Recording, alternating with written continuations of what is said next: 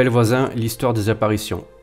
En 1875, une jeune femme de 32 ans, Estelle Faguette, atteinte d'une maladie incurable, écrit, avec un cœur d'enfant, dans une grande confiance, une lettre à la Très Sainte Vierge. Elle lui demande d'intercéder auprès de son divin Fils pour obtenir sa guérison, afin de soutenir ses parents âgés. La Vierge Marie répond à cette lettre par une quinzaine d'apparitions, de février à décembre 1876, au cours desquelles elle éduque Estelle à la sainteté et lui délivre un message de miséricorde.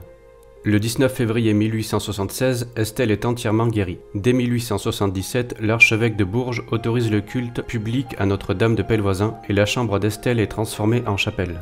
En avril 1900, le pape Léon XIII reconnaît officiellement le scapulaire du Sacré-Cœur tel qu'Estelle l'a vu porté par la Vierge Marie et encourage tous les fidèles qui le désirent à le porter. Le secret de Pellevoisin. La France est-elle sauvée? Tu publieras ma gloire, dit la Sainte Vierge à Estelle Faguette, la voyante de Pellevoisin.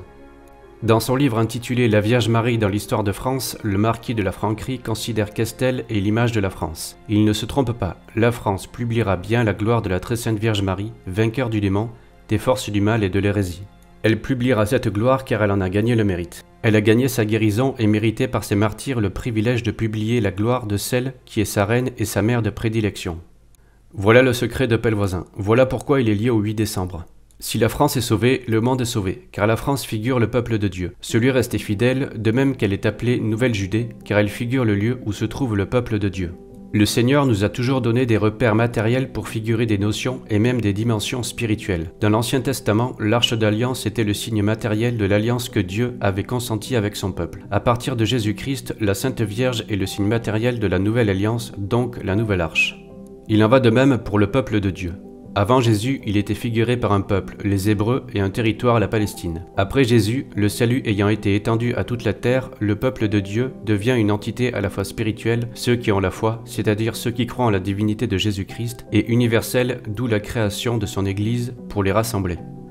À l'antique Jérusalem et son temple, qui figurait l'Église, succèdent Rome et le Vatican, nouveau siège de l'Église du Christ. Et puisque les hommes ont besoin de repères matériels pour figurer le peuple de Dieu, la France Nouvelle Judée ou Nouvelle Israël prend le relais de la Palestine, d'où son titre de fille aînée de l'Église, et ses rois, seuls monarques au monde ayant le droit à l'appellation de monarchie de droit divin, à partir de Clovis et du miracle de la Sainte Ampoule. Ce lien est confirmé par le marquis de la Franquerie, qui a prouvé et démontré l'ascendance davidique des rois de France. La France est aussi le seul pays au monde dont Jésus est expressément le roi. Si besoin était, Sainte Jeanne d'Arc en fit magnifiquement la démonstration lors de la triple donation. Tout ceci explique pourquoi on utilise largement l'expression que Jésus doit régner sur la France et sur la France sur le monde. C'est évidemment une référence à la symbolique du peuple de Dieu que représente la France. Cela veut dire que Jésus doit régner sur les siens et à partir des siens sur le monde entier. Il ne faut bien évidemment pas tomber dans la même erreur que faisaient les Juifs du temps de Jésus, qui attendaient un Messie devant leur donner la domination matérielle sur le reste du monde. Là, c'est pareil, la France n'est pas appelée à régner sur les autres pays. Toutes ces notions sont entièrement spirituelles. Cela veut dire que Jésus, par son peuple, dont il est le roi, régnera sur le monde quand celui-ci aura adopté le Seigneur comme son unique maître et roi dans ses institutions civiles et religieuses, et en aura fait la source de sa vie politique, professionnelle, sociale, familiale, culturelle, judiciaire et bien entendu religieuse. Il était important de préciser cette symbolique pour comprendre l'interprétation qui va suivre, car je vais proposer une nouvelle lecture des apparitions de Pellevoisin, qui n'exclut pas les précédentes mais en donne une vision atypique et probablement inédite. Mais commençons par décrire en quelques mots ce cycle des apparitions. Pellevoisin, 15 apparitions de la Vierge en 1876. Pour cela, je vais m'appuyer sur la description qu'en a fait le marquis de la Franquerie dans son ouvrage La Vierge dans l'histoire de France, parce que sa synthèse est très belle, que j'adhère aux interprétations données et qu'elles ont inspiré mes propres interprétations. Lui-même s'appuie essentiellement sur les œuvres de Monseigneur Boron, dont il reprend de larges extraits. Le fait se passe à Pellevoisin en 1876, au lendemain de la consécration de la France et du monde catholique au Sacré-Cœur. Marie se montre à une fistine, une mourante, Estelle Faguette, âgée de 32 ans, condamnée par 3 médecins dont les membres sont en partie paralysés et pour laquelle on a 2 fois déjà préparé un linceul. Le démon agite sa couche et la menace. Marie se révèle, le chasse et annonce à la moribonde qu'elle sera guérie le samedi suivant. La prophétie se réalise. Il y a 15 apparitions du 14 février au 8 décembre, en l'honneur des 15 mystères du rosaire. Les 5 premières sont relatives à la guérison de la voyante et la préparent, avec les 3 suivantes, à sa mission publique. Les 7 autres ont pour objet cette mission, qui est la gloire de Marie par la révélation et la diffusion du scapulaire du Sacré-Cœur de Jésus. Je stoppe la description quelques instants. Il ne faut jamais oublier que la Sainte Vierge ne fait rien pour elle-même. Sa gloire, c'est la gloire de son Fils. Le Fils et la Mère sont indissociables. Nous ne verrons jamais d'événements suscités par la Sainte Vierge pour qu'elle en tire quelconque bénéfice personnel. Tout ce qu'elle fait et dit a pour but la gloire de Dieu, donc la Sainte Trinité, par, pour et son divin Fils, par lui, avec lui et en lui. Il faut ajouter deux précisions à ce stade. En dehors de la guérison d'Estelle, le fait principal de Pellevoisin est le don du scapulaire du Sacré-Cœur, qui sera approuvé par Léon XIII en 1900 comme l'unique scapulaire du Sacré-Cœur pour le monde entier. Il faut savoir également que lors de l'apparition, la Sainte Vierge portait elle-même le scapulaire du Sacré-Cœur sur la poitrine. Cette représentation est d'origine divine, puisqu'Estelle reproduira ce que Marie lui a montré. Au verso du scapulaire, on a reproduit la Sainte Vierge telle qu'elle est montrée à Pellevoisin. Or, il s'agit de l'attitude de l'Immaculée Conception. Bras abaissés, étendus et les mains ouvertes dont il sortait une abondante pluie de grâce. On retrouve la même attitude de la Sainte Vierge aux apparitions de la rue du Bac, de Lourdes le jour où elle proclame « Je suis l'Immaculée Conception » et à Pontmain. C'est pourquoi la dernière apparition à Pellevoisin se situe le 8 décembre 1876, en la fête de l'Immaculée Conception. On peut en déduire facilement que le Sacré-Cœur et l'Immaculée Conception sont intimement liés, comme les deux cœurs sacrés de la médaille miraculeuse et de Fatima. Poursuivons avec le marquis de la Franquerie et Monseigneur Boron. Toutes les paroles de la Sainte Vierge sont remarquables et d'une profondeur théologique qui sert de preuve intrinsèque au fait miraculeux de ces manifestations. Les premières apparitions se produisent au milieu de la nuit et les dernières en pleine clarté du jour. Pour comprendre la portée réelle et le sens prophétique, il faut voir dans Estelle l'image de la France. Le premier acte de Marie rentrant dans son domaine dont elle a parcouru les frontières est de mettre dehors son ennemi. Satan a tout souillé. Il a fait de la France une fistique dont le cerveau est obscurci par les fausses doctrines, dont la poitrine est corrompue par des affections malsaines, dont les mains sont liées par les lois impies, dont le souffle délétère porte les germes de la mort dans tout l'univers, dont le regard affaibli ne voit plus les clartés du ciel, les blanches aurores de la foi, les midis étincelants de la sublime espérance, ni les couchers de soleil radieux sur les nuages empourprés qui annoncent de si beaux lendemains. L'ennemi est là qui veille sur la couche de la France agonisante dont il a paralysé les membres et les forces. Quelle remarquable description de ce qui est arrivé au monde chrétien, au peuple de Dieu dans son ensemble, que figure la France dans un livre écrit il y a plus de 70 ans. Marie se montre à Pellevoisin. Citation. « Que fis-tu là, dit-elle à Satan. Ne vois-tu pas qu'elle porte ma livrée et celle de mon fils? N'y a-t-il pas depuis Clovis et Saint-Rémy 14 siècles que la France appartient à Jésus-Christ ?» Le démon est bouté dehors par la Vierge Immaculée, comme le fut l'Anglais par la Vierge de Domrémy. Débarrassé des chaînes dont il avait garrotté, la France revient à la santé, à la prière, aux traditions séculaires de la foi. Reconnaissante comme Estelle, elle court s'agenouiller à Montmartre, à Paray-le-Monial, à Lourdes, à Pellevoisin. Elle se met à publier dans l'univers l'amour du Sacré-Cœur et la gloire de Marie, sa protectrice et sa reine. Le 8 décembre, Marie lui dit « Je serai invisible près de toi. Ne crains rien, je t'aiderai. » La France est donc appelée à propager le signe ostensible de la dévotion au Sacré-Cœur de Jésus, à travailler à la conversion des pécheurs, à remplir le rôle de missionnaire et d'apôtre. Elle recevra dans ce but une assistance spéciale. Marie sera invisiblement près d'elle pour l'aider à publier sa gloire. Je me permets un autre aparté à ce stade. Le Concile Vatican II s'est clôturé le 8 décembre 1965. À partir de ce moment-là, le Saint-Esprit n'est plus avec l'Église de Rome. Ce n'est pas possible. C'est pourquoi également un 8 décembre, la Sainte Vierge avertit le peuple de Dieu, celui qui lui restera fidèle en refusant de suivre le Concile, qu'elle sera invisible auprès de lui. Le ciel ne peut plus être visible à partir de cette date. Elle s'était exprimée dans les mêmes termes à la Salette concernant les apôtres des derniers temps, avec une mission à peu près similaire. Seule la foi vous guidera. Plus de participation visible du ciel à compter d'un certain 8 décembre, d'où l'assistance spéciale qu'entrevoit le marquis de la Franquerie dans une anticipation inspirée, écrite bien avant le concile. Et Monseigneur Boron conclut. La France pardonnée sera délivrée, grâce à Marie, de la domination maçonnique et juive que Satan a étendue sur son territoire. Elle reviendra sans respect humain aux traditions surnaturelles de son passé. Elle aura encore à souffrir, mais sa déchéance ne sera que passagère. Nous allons voir maintenant dans une interprétation qui m'est personnelle comment Pellevoisin nous indique secrètement par quels moyens la France a mérité de sortir de sa déchéance et gagnera sa délivrance. Pour bien comprendre mon raisonnement, il est d'abord nécessaire de connaître le déroulement des apparitions de Pellevoisin. Le déroulement des apparitions. Première série d'apparitions, la guérison. 5 apparitions qui se suivent. Nuit du lundi 14 au 15 février 1876. Estelle est mourante. Marie lui dit « Tu souffriras encore 5 jours en l'honneur des 5 plaies de mon fils. Samedi, tu seras morte ou guérie. Si mon fils te rend la vie, je veux que tu publies ma gloire. » Nuit du 15 au 16 février. Marie lui dit « Mon fils est laissé attendrir, il te laisse la vie. Tu seras guéri samedi. » Nuit du 16 au 17 février. Nuit du 17 au 18 février.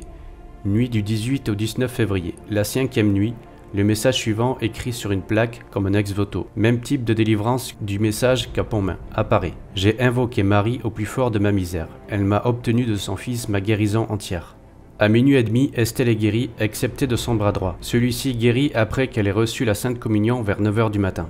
Deuxième série d'apparitions. 1er juillet, 2 juillet et 3 juillet 1876. Le 2 juillet, fête de la Visitation, Marie lui déclare « Tu as déjà publié ma gloire », alors qu'elle n'a pas encore reçu le scapulaire. Et aussi, je suis venu particulièrement pour la conversion des pécheurs. Troisième série d'apparitions. 9 septembre, 10 septembre, 15 septembre 1876. C'est à partir du 9 septembre, octave de la Nativité de la Vierge, qu'elle commence à lui dévoiler le scapulaire du Sacré-Cœur et la dévotion y afférent.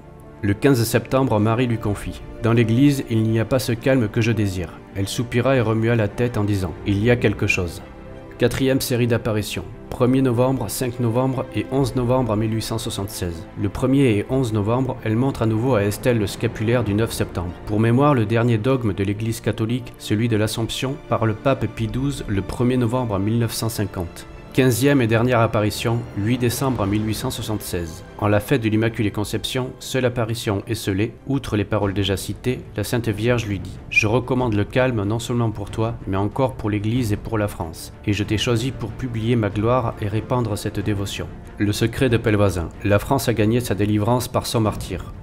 Voici donc la nouvelle interprétation de Pellevoisin que je propose. Le secret de Pellevoisin est une frise chronologique en 2 temps. Le premier temps est celui d'une période de souffrance dont la récompense sera la guérison. Le second temps est celui de la mission dont la finalité est l'extension de la dévotion au Sacré-Cœur de Jésus par l'intermédiaire de la Vierge Marie. Première chronologie. Les 5 jours de souffrance préfigurent la Première Guerre mondiale. Reprenons le déroulé de l'apparition et comparons-le. Nuit du 14 au 15 est égale à 1914 et 1915. Nuit du 15 au 16 est égale à 1915-1916. Nuit du 16 au 17 égale 1916-1917. Nuit du 17 au 18 est égale à 1917-1918. Nuit du 18 au 19 est égale à 1918-1919. 19 au matin, guérison, 1919. Ceci nous donne un tout autre aperçu de la Première Guerre mondiale. A priori, on est en droit de se demander comment le Seigneur a-t-il pu autoriser l'épouvantable boucherie que fut la Grande Guerre. Comment a-t-il pu laisser les francs-maçons faucher et saigner à blanc la jeunesse française, espoir d'une population encore essentiellement et farouchement chrétienne. Parce que la Première Guerre mondiale fut une guerre d'expiation, de réparation, de sacrifice des plus belles âmes en martyrs afin de réparer les offenses passées et futures faites à Dieu. L'offense passée.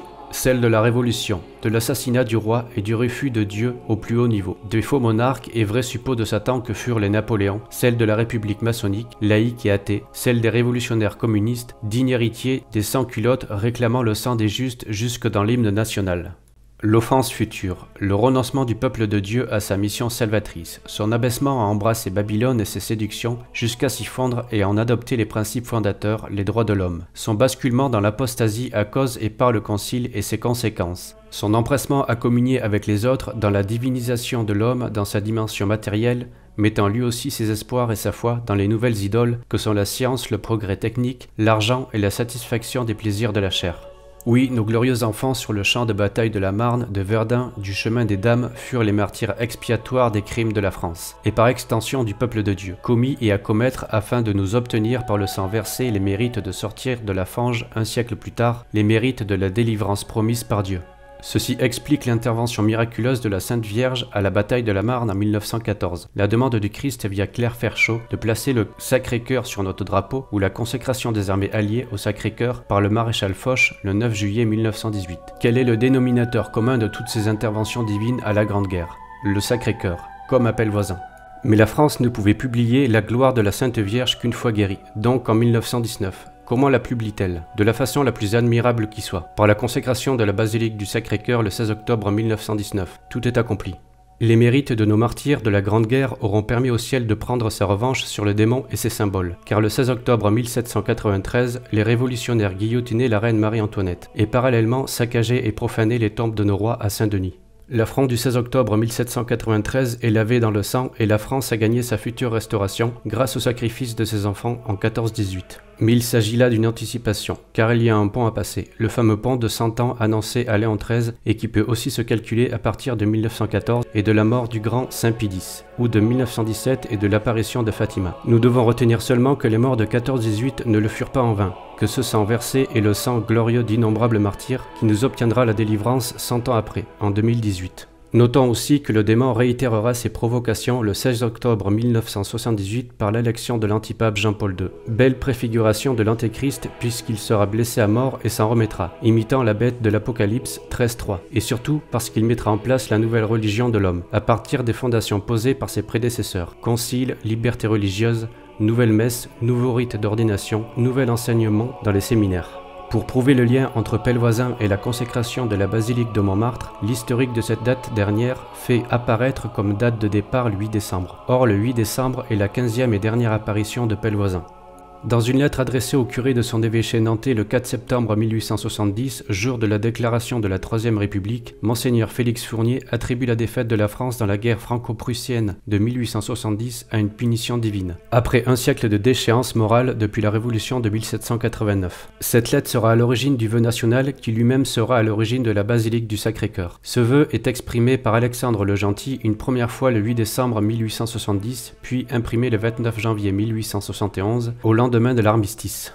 Il est nécessaire aussi de rappeler que la construction de la basilique du Sacré-Cœur fut un projet national avec l'aval de l'État puisque cette construction fut autorisée par une loi d'utilité publique votée le 24 juillet 1873. 16 juin 1875, pose de la première pierre. 16 octobre 1919, consécration. Sur Montmartre, la colline sacrée, le mont des martyrs le bien nommé. Car l'épisode qui avait retardé cette consécration, la Première Guerre mondiale, fut celui des martyrs tombés pour la France et secrètement pour le Sacré-Cœur. Autre lien entre le 16 octobre et Pellevoisin qui réunit, rappelons-le, la Sainte Vierge de l'Immaculée Conception au Sacré-Cœur, Saint Maximilien Kolbe fonda à Rome la milice de l'Immaculée le 16 octobre 1917, soit 3 jours après le miracle du soleil de Fatima, événement qu'il ignorait. Ce projet qu'il avait à cœur depuis le 20 janvier de la même année se déclencha quand il vit la façon dont les francs-maçons fêtaient à Rome leur bicentenaire. En octobre 1917, il les vit défiler sous les fenêtres du pape brandissant des pancartes hostiles. L'une représentait l'effigie de l'archange Saint-Michel sous les pieds de Lucifer, et scandant des slogans comme « Satan devra régner sur le Vatican »,« Le pape le servira comme garde suisse ». Le 16 octobre, qui est aussi le jour anniversaire de l'apparition de Saint-Michel au Mont Tombe, qui deviendra le Mont Saint-Michel. Aujourd'hui, la milice de l'Immaculée est un mouvement qui connaît une extension spectaculaire. Notons aussi le lien par la date avec Saint-Michel, chef des milices célestes, et sous les ordres de la Sainte Vierge, Notre-Dame des Armées. Seconde chronologie de 1919 au Concile. Les apparitions se répartissant sur 15 dates, outre les 5 premières qui se soldent par la guérison, on peut trouver dans les suivantes des analogies avec la suite des événements. Premièrement, à la 7e apparition, le 2 juillet, la Sainte Vierge dit à Estelle « Tu as publié ma gloire », en parlant au passé. Chronologiquement, dans les apparitions, ce n'est pas exact, puisque le scapulaire ne lui sera dévoilé que le 9 septembre. Mais dans une chronologie qui se situe après la date en 19, 5e apparition à l'issue de laquelle Estelle est guérie, qui elle-même figure la consécration de la basilique en 1919. À la 7e apparition, la France a bien publié la gloire du Sacré-Cœur. Deuxièmement, la Vierge Marie dit à Estelle « Dans l'église, il y a quelque chose. 15 septembre, 11e apparition. Toujours en nous situant dans une chronologie qui commence en 1914, on peut voir dans cette phrase sibylline la préparation de l'infiltration de l'église par la franc-maçonnerie, via notamment les institutions libérales qui se faisaient déjà le jour du temps de Pie XI, signalé à l'époque par le cardinal Pacelli, futur Pie XII, ou par le père Calmel. La dernière apparition, celle du 8 décembre, non seulement fait le lien avec l'Immaculée Conception, mais termine la frise chronologique sur le Concile Vatican II qui se clôt le 8 décembre 1965, d'où les paroles de la Sainte Vierge « Tu ne me verras plus, je serai invisible auprès de toi, courage, le temps de tes épreuves va commencer ». Comme je l'ai dit auparavant, le ciel se ferme à partir du Concile, et surtout de Nostra Aetate, car alors l'Église est condamnée. La sentence de mort est prononcée et commence son chemin de croix. Il n'y a plus de retour en arrière possible. Il ne peut plus y avoir de présence visible du ciel à partir de cette date, pour personne. C'est pourquoi j'affirme qu'à partir de 1965, il n'y a plus aucune apparition authentique sur terre, ni de Marie, ni de Jésus, ni de qui que ce soit de saint. Seule la foi doit nous guider. Toute apparition d'une prétendue Marie ou d'un prétendu Jésus depuis 1965 est fausse et provient du malin. Le Christ nous a suffisamment mis en garde sur cette situation par 5 fois en Matthieu 24, au verset 5, 11, 23, 24 et 26. Il est nécessaire de comprendre que les événements n'ont pas tous la même signification. Entre la Première et la Seconde Guerre mondiale, il y aura eu le déclenchement des châtiments pour l'Église et le monde, dont le signe annoncé à Fatima fut l'aurore boréale de la nuit du 25 au 26 janvier 1938. Par conséquent, autant la guerre de 14 fut une guerre d'expiation et de réparation, autant celle de 39 fut une guerre de punition et de châtiment. On a des martyrs en 14, on a des punis et des châtiés en 39. Conclusion. Tout est beau dans la lumière du Seigneur, même la plus terrible des guerres, sang de martyrs et ferment de la délivrance, ou sang des impies et des pécheurs punis pour leurs abominations. La compréhension des événements via le regard de Dieu leur donne une toute autre dimension. Que ceci nous serve de leçon, mais aussi d'espoir.